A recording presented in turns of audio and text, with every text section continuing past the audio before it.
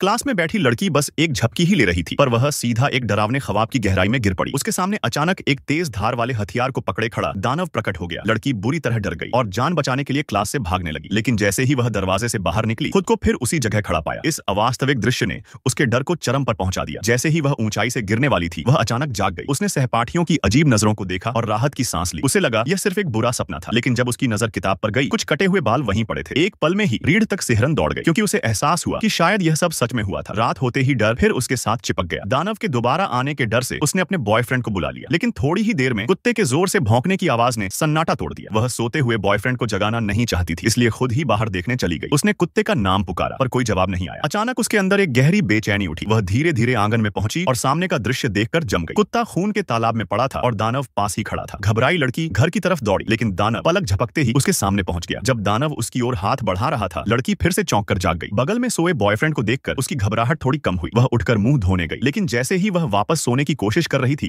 Boyfriend अचानक घबराकर उसका नाम पुकारने लगा। उसे जगाने की कोशिश की। लड़की जैसे किसी चीज के नियंत्रण में थी। वह चीख रही थी, उसका शरीर बेकाबू होकर कांप रहा था। अगले ही पल वह हवा में उठने लगी और तेजी से घूमते हुए अचानक छत की तरफ जा टकराई और वहीं उसकी मौत हो गई। अब भी क्लास में सोने की हिम्मत है?